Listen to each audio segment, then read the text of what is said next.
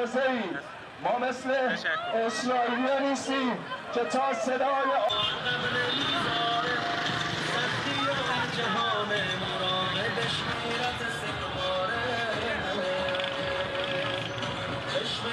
ما میمیریم، ذلت نمیپذیریم و اینجا وای میسیم اصلا از بمباران و موشک هیچی نمیترسیم. ما خاکمون دفاع میکنیم و الان دارم میگم زدیمتون بازم میزنیمتون که حالیتون بشه. اینجا ایرانه، سرزمین شیرانه.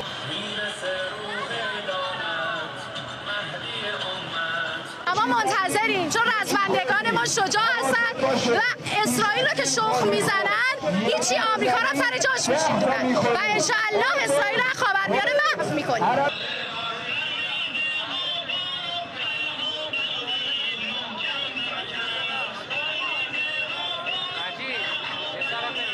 مطمئناً باید بیشتر جوابشون رو بدیم چون اینا هر چقدر ما کمتر جواب بدیم پرروتر میشن. باید خیلی بیشتر و کوبنده تر جوابشون رو بدیم که روشون کم بشه.